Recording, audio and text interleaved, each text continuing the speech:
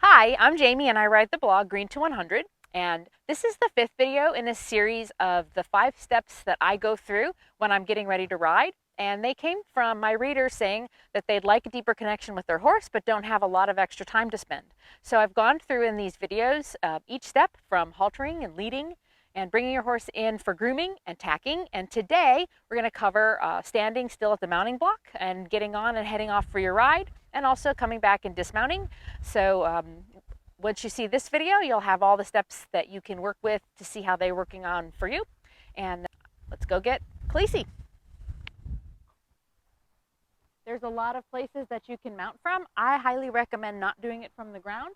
It generally is hard on their back and pulls on the saddle, even if you're able to do it athletically. A mounting block is the best tool to use. I don't have a mounting block right here at the barn handy, but I love this little stool and I am able to take it with us. We do a lot of endurance and trail riding, so the stool's pretty handy instead of a mounting block. However, that is the best way. Sometimes I even mount from a fence or a rock, whatever it takes. And this horse, we've worked together to the point where she'll usually just pick me up as long as I'm kind of up in the air above her. She knows it's time to go. So I'll go ahead first and step up on my stool. Turn it this way. And then I'll ask her to come on and pick me up.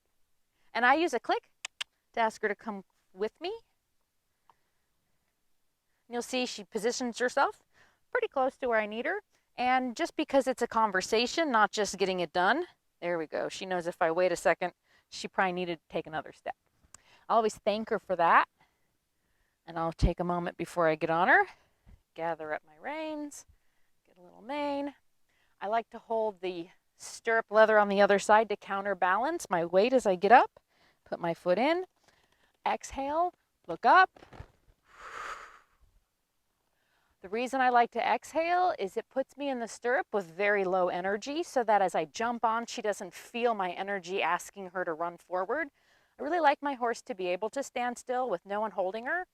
That's really important for me at endurance rides because there's a lot of pandemonium going around. And if we get this really good at home, then I have a chance of her being this calm, although it's not usually quite this calm when there's a lot going on around us. If you're at a show, it's nice to have a horse that knows that her job is to wait for instruction before she goes and not just run off. So a lot of times I'll get her, just give her a little rub. And the other thing to remember when you head out for your ride is plan your space so that you can move forward. It's always best practice to move your horse forward and not have to move off to one side or the other. So when I'm ready to move forward, you can see my energy is pretty low right now. I'm sitting really soft in the saddle with kind of feeling like zero in my body, just a stop. And when I'm ready to move, I'm going to adjust my positioning a little bit. You'll see she knows I'm getting ready. I'll often shorten my reins a little. She knows that's signal 2. And then I'm going to pick up my energy and I'm going to ask her, move forward. Start off at a nice little walk. And that's how we'll head out for the day.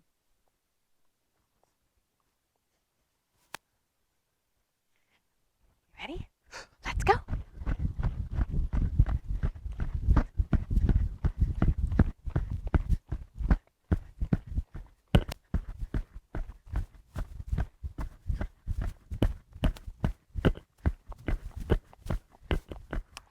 And when we're back from our ride, I'm going to come in front of the barn. And the way I'll ask my horse to stop is energy. I'll just go to 0 again. Give her a rub. Nice job, girl. I'll move around a little. I like to, again, counterbalance myself when I dismount by holding on to something on the other side of the saddle and remove my foot on this side. Get this foot ready. Hop over and land. Give her a rub.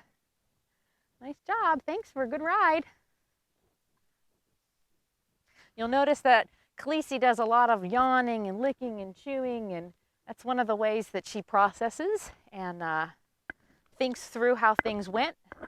And usually it's a pretty relaxed, good thing to see when I finish a ride, that she's yawning and kind of processing the process. And I'll always give her time to do that if I can.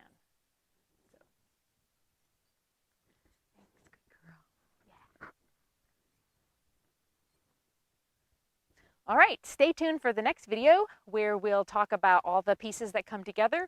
I'll do them for you all in one segment, and you can watch through how that all works when we piece these different 5 parts together into one great day. So check out my blog at Green to 100, and I will see you soon.